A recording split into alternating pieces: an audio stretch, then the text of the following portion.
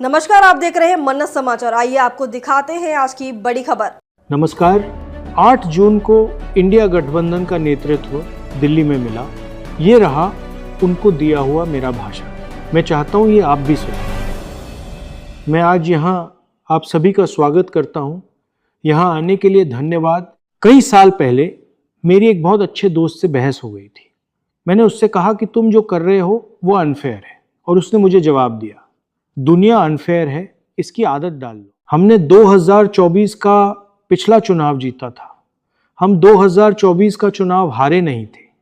आप सोच रहे हैं कि चुनौती अगला चुनाव जीतना है। अगला चुनाव तो पहले ही जीता जा चुका है। इंडिया गठबंधन की एकता का दावा करने वाले राहुल गांधी के एक बयान ने अब गठबंधन के भीतर ही नया सियासी बवाल खड़ा कर दिया।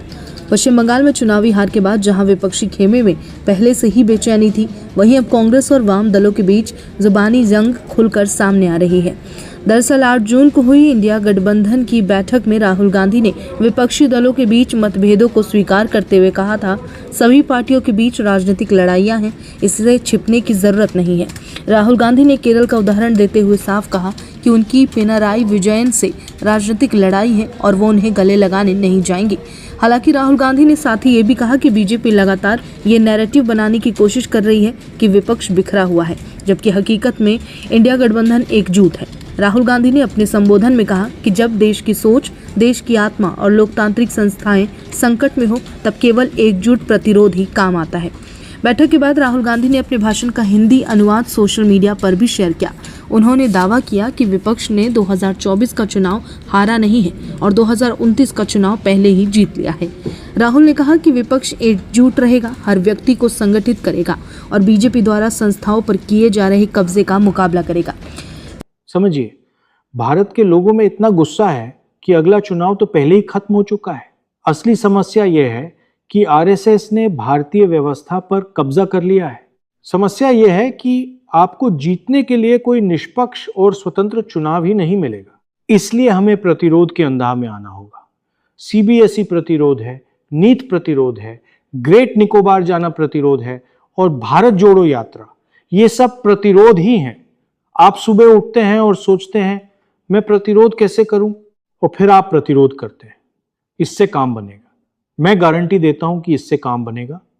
और मेरे नजरिए से मैं किसी भी तरफ से आने वाली आलोचना को स्वीकार करने के लिए पूरी तरह तैयार हूं, क्योंकि मेरे लिए यह एक धार्मिक कर्तव्य है, ये एक आध्यात्मिक कर्तव्य है। अब ये राजनीति नहीं रही। और इसीलिए मैं आपसे वादा करता हूं कि इस समूह को एकजुट करने और इसे सफल बनाने के लिए मुझे जो भी अपमान सहना पड़े, मैं उसे सहूंगा। आगे कैसे बढ़ना है ये बहुत साफ है। हमें एक खास सोच से बाहर निकलना होगा। ममता जी को 100% यकीन नहीं है, लेकिन उन्हें लगभग 90% यकीन है कि उनका चुनाव उनसे छीन लिया गया था। उद्धव जी को 40% यकीन है कि उनका चुनाव छीन लिया गया था। मेरे भाई तेजस्वी जी को भी 40% यकीन है। सुनिए, चुनाव 100% छीने जा रहे हैं। कृपया अपने मन से शक निकाल दें और यह भी समझे कि सोशल मीडिया पर अपनी पहचान बनाने में सालों साल लगते हैं। ये एक हफ्ते में अपने आप नहीं हो जाता।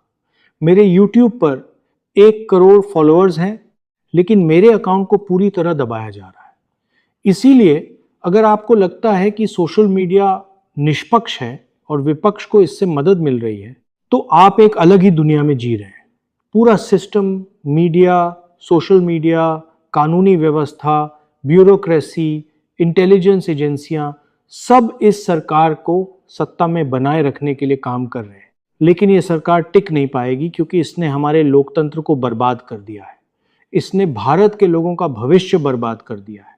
ईरान में जो हुआ है, उसके बाद अब जो होने वाला है, उसे रोका नहीं जा सकेगा।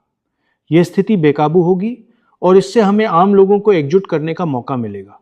साथ ही ये सोच छोड़ दें कि हमारे बीच तालमेल नहीं है और हम मिलकर काम नहीं करते। ये सब बातें बीजेपी फैला रही है, ये सच नहीं है। मुझे 100% यकीन है और मैं अभी डीएमके के लिए ये बात कह सकता हूं, जब भारत की सोच की रक्षा करने की बात आएगी तो इस कमरे में मौजूद हर व्यक्ति साथ खड़ा होगा।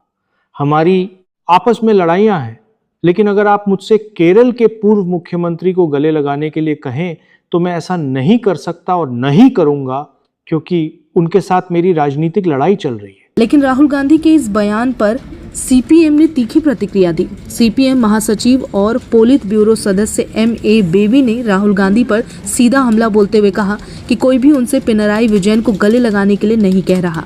उन्होंने आरोप लगाया कि राहुल गांधी और कांग्रेस नेताओं ने केरल में बार बार पिनराई विजयन और वाम नेताओं के खिलाफ केंद्रीय एजेंसियों की कार्रवाई की मांग की, जो मोदी सरकार और ईडी की मदद करने जैसा है।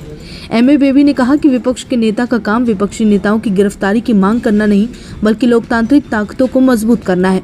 उन्होंने ये भी याद दिलाया कि केरल चुनाव के दौरान कांग्रेस नेताओं ने सीपीएम और बीजेपी के बीच साठगांठ के आरोप लगाए, जिससे दोनों दलों के रिश्ते में और खटास आई। यानी एक तरफ राहुल गांधी इंडिया गठबंधन की एकता और 2029 में जीत का दावा कर रहे हैं, तो दूसरी तरफ उसी गठबंधन के सहयोगी दल कांग्रेस पर गंभीर सवाल उठा रहे हैं। ऐसे में बड़ा सवाल यही है कि क्या विपक्ष अपने अंदरूनी मतभेदों को पीछे छोड़कर एकजुट रह पाएगा, या फिर ये बयानबाजी इंडिया गठबंधन के लिए नई मुश्किल खड़ी करेगी। खबरों में अब तक के लिए बस इतना ही। फिर होगी आपसे मुलाकात, तब तक के लिए नमस्कार और देखते रहिए मन समाचार। ऐसी ही लेटेस्ट अपडेट पाने के लिए हमारे चैनल को सब्सक्राइब करें और तुरंत नोटिफिकेशन पाने के लिए बेल आइकन प्रेस करना ना भूलें। यदि आप हमें फेसबुक या इंस्टाग्राम के माध्यम से देख रहे हैं तो हमारे पेज को फॉलो जरूर करें। धन्यवाद।